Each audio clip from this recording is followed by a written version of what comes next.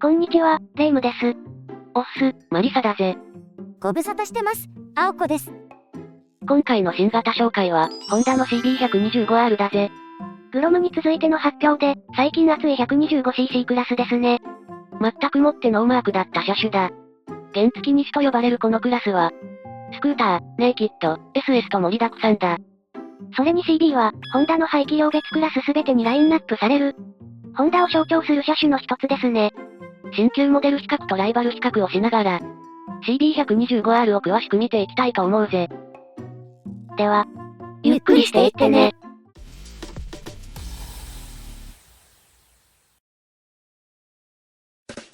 じゃ、今回のお話はこんな感じだ。それじゃ、新型で変わったところを見ていくとするか。今回のバージョンアップの目玉は、なんといっても DOHC4 バルブ化されたエンジンだな。目玉 ?125 ネイキッドって、みんな DOHC4 バルブじゃなかったの？違ったんだよ。先代は中低速トルクを重視した OHC2 バルブのエンジンだったんだ。実用性を重視したエンジンで13馬力って書いてありますね。2018年の発売当時は、これで十分だって判断してたんだろうな。性能がほぼ他社と同じなら、構成が単純な方が軽くなるし、壊れにくいからな。じゃ、なぜマイチェンで DOHC 化したんでしょう？それは販売テコ入れじゃないのかな。後で比較する他社の 125cc クラスは、全部 DOCH で4バルブ化されてるしな。馬力について質問なんですが。はいどうぞ。125cc って、馬力が15馬力で頭打ちなんですけど、これには理由があるの？あるぜ。欧州の二輪免許は排気量と最高出力の制限があって、それに従ってる。ふむふむ。例えば A1 と言われるクラスは、125cc で15馬力以下って制限があって、CB125R はこのクラスとなる。だから排気量が125のバイクは15馬力で頭打ちになるんだな。ふむふむ。馬力の理由が分かって一安心なので。目玉といえば、恒例のエンジンを顔チェックです。どんなチェックやねん。だって、CB1000R のエンジン見てくださいよ。これ、絶対狙ってますよね。それじゃ今回のエンジン顔は何風なのか？ちょっと眠たそうなガチャピンですね。でもフレームに隠れてしまって、顔があまり見えないのが残念です。国内導入カラーはブラック、レッド、グレーの3色だ。新型はフロントフェンダーのカラーがタンクカラーと同色になってるぜ。先代のフェンダーは全部ブラックでした。あと、フロントフォークがゴールドになったのに合わせて、ホイールもゴールドに変わってるぜ。ゴールドホイールだと、ブルー系のカラーが欲しかったですね。あ、欧州モデルにはマットブルーがあるぜ。なんと、マットがいい感じなんだけど、国内には導入されないんだよ。残念です。スバリストが泣いて喜ぶブルーゴールドの組み合わせです。いや、主が泣いて喜ぶ、の間違いだろ。新型はフロントサスペンションが刷新されてるぜ。金色になったんですよね。ああ、でも色が違うだけじゃないぞ。125cc バイクでは初採用の SFFBP という機構のサスペンションだぜ。このサスは CB の上位モデルや CBR シリーズにも採用されてる。簡単に作りを説明するぜ。足回りのセッティングができるフロントフォークだと、左右に減衰力調整ネジとスプリングの強さ調整ネジがあるだろ？これをマイナスドライバーでグリグリ回して調整してるよな。でも、正直いじったところで違いはよくわかりませんでした。違いを気にしないミコか。ま、それはいいとして。それに、調整ネジが左右で同じになってるか心配なんです。確かに。SFFBP なら、その心配はない。左側フォークはオイルとバネが入った減衰力担当用。右側フォークはスプリングの強さ担当って、役割を分けてるんだ。左右が別々の機能を受け持つことで、構造もシンプルになるし、パーツ点数も減って壊れる可能性も低くなるから、一石二鳥だ。でもそれって、一本がダンパー、もう一本がスプリングの役目を受け持つんですよね。大丈夫なんですか？もちろん。フロントフォークはステムやトップブリッジで連結されてるだろ？だから、左右のフォークを一本の大きなパーツとして捉えれば、役割を受け持つ部品が一方にしかなくても問題ないってわけだ。構造がシンプルになるのはわかりましたが、写真ではトップブリッジにある調整ネジが見当たりません。セッティングはできないみたいですね。足回りの変更に合わせて、シャシーの変更もあったの？特に発表はなかったし、見た感じ形状の変更はないみたいだ。でも徹底的に軽量化ってニュースに書いてあったから、何かしら手は入ってるのかもな。ブレーキ周りの変更はあるんですか？ここも先代からの引き継ぎだな。このクラスで対抗4ポットラジアルマウントキャリパー装備は豪華だな。同じ 125cc で11馬力のグロムは、片押し2ポットですが、ポット数が多い方が偉いの？制動力が大きいの？制動力にあまり違いはないらしいけど、フィーリングが違うって話だな。違いがわかる見込みはもってこいの装備だ。どうせ鈍感ですよ。2チャンネル ABS 仕様で、専用 IMU を採用してる。IMU って？車体の姿勢状態をモニターしてるセンサーで、急制動時の後輪浮き上がりを察知して、効果的に抑制してくれる。ガバッと開けてギュッと止まるマリサの運転には必須の機能ですね。アバウトな言い方だなおい。メーターはグロムや CRF250L と同様のタイプで、シフトインジケーターやピークホールド、ギアポジション表示機能がある。トーカ類はフル LED 化されてるぜ。エマージェンシーストップランプとか、キーレスとかついてないの？ついてない。バイクとスマホを連携できる HSVCS は？装備されてない。確か、先日発表された GB350 には装備されてましたよね。価格帯も同じぐらいだし、装備して欲しかったな。他社との差別化もできるから、次の MC でお願いします、本田さん。と、こんな感じの変更点で、2021年4月22日から発売がスタートだ。どうですかレイムさん1台いかがですか？高性能なのはわかりました。が、やっぱり他のバイクと比較検討してからじゃないと。はい、喜んで。じゃ、恒例のライバル比較といこうか。日本で盛り上がってる 125cc クラスですが、世界的に見てどんな感じなんですか？ 125 は燃費が良くてパワフルで、実用性が高いバイクだって評価されてる。使い勝手が良いこのクラスは、アジア圏で販売台数を着実に増やしている。ガッポですね。いや、そうとも限らないぜ。販売国が増えることで、各国の排ガス規制に対応させる必要が出てきて、開発コストはどんどん増加していく。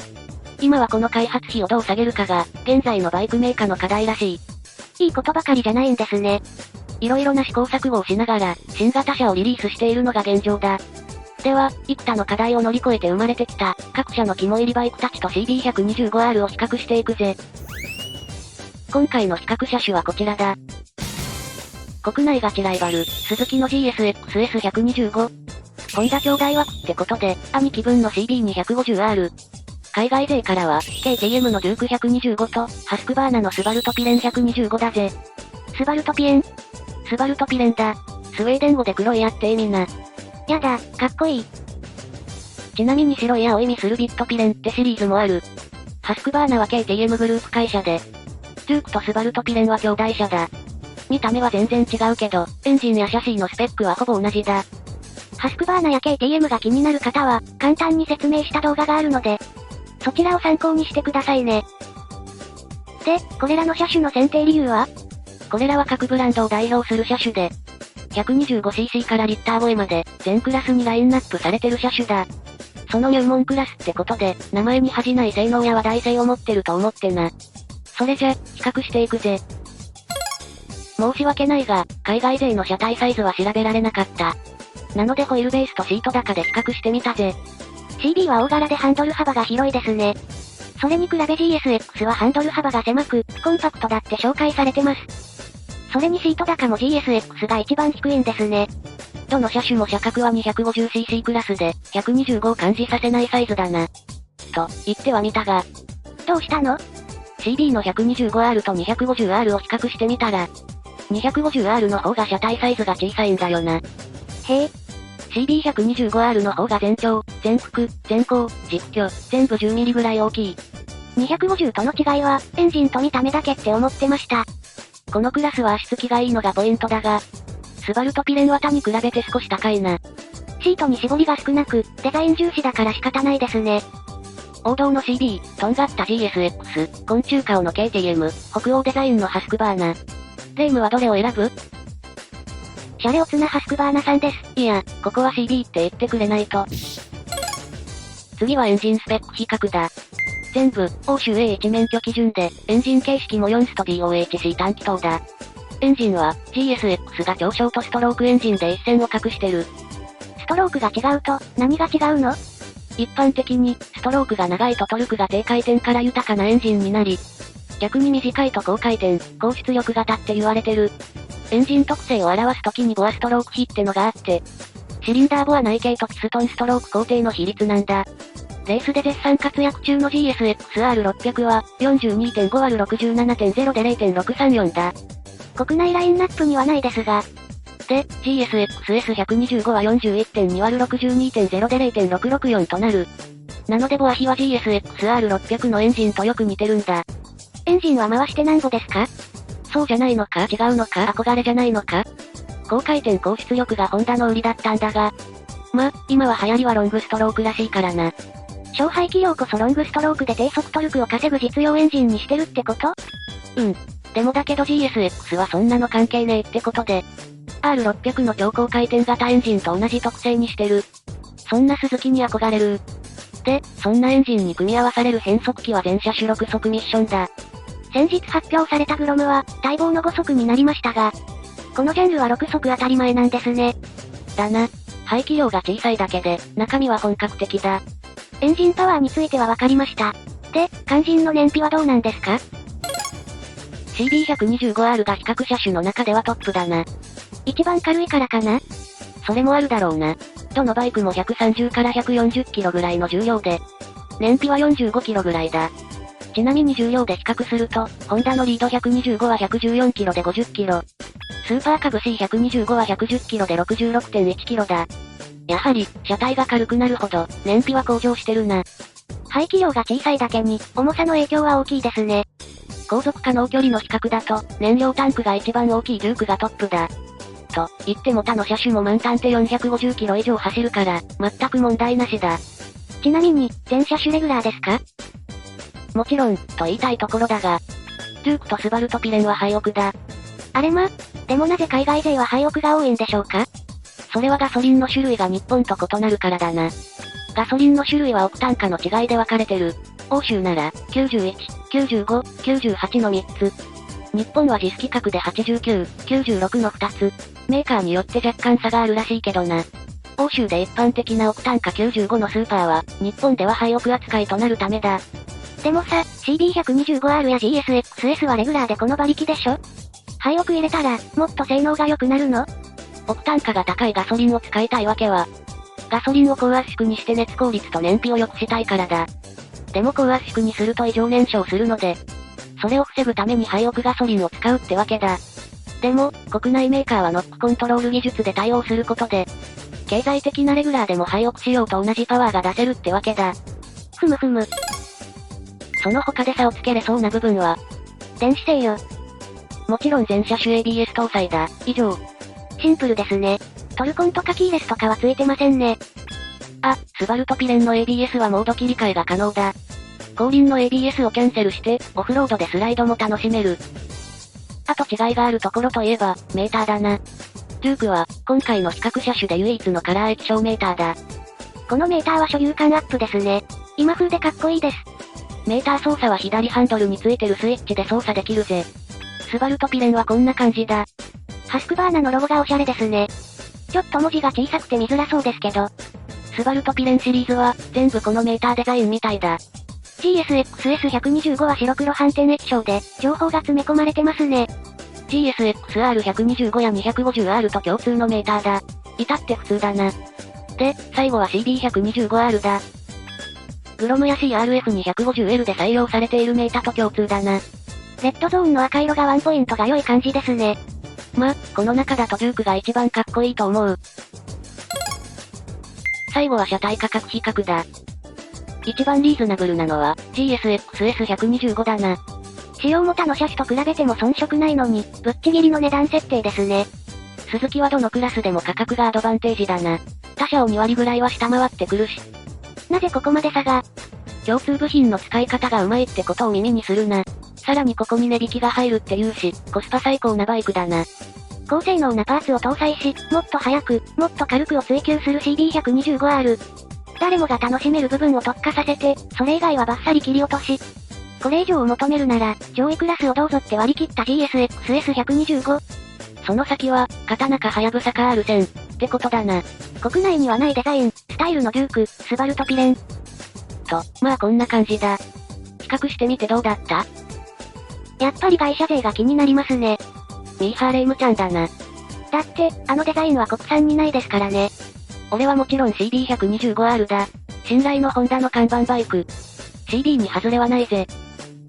でも確かに、スバルトピレンは気になるな。レッドバロンでは扱ってないのか？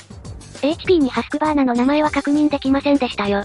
東海地方だと、正規代理店が豊田市にあるな。微妙な距離ですが、一度見に行ってみたいですね。見に行ったら、一目惚れしそうだな。さて、皆さんのお気に入りバイクは見つかりましたか？オーナー様の情報、お待ちしております。では今回はここまでだ。お次はエンディングです。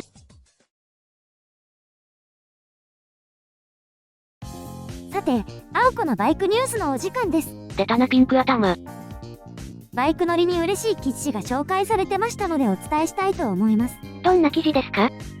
国土交通省は二輪自動車の高速道路料金を普通車の半額にする割引を2022年4月から実施する方針を固めました。同年11月までの土日、祝日に ETC 搭載車で100キロ以上の距離を走行した場合が対象となる、とのお話です。記事には2022年実施とありますが、実際の導入時期は与党に年内の実施を求める声があり、調整している、とのことです。いいね。バイク乗りには嬉しい話ですね。でも、今回紹介した CB125R は、高速に乗れないけどな。高速問題は、125cc を選ぶ時の悩みの種ですね。ああ、俺もバイク選びで悩みたいぜ。では、今回はこの辺で。それでは、See you!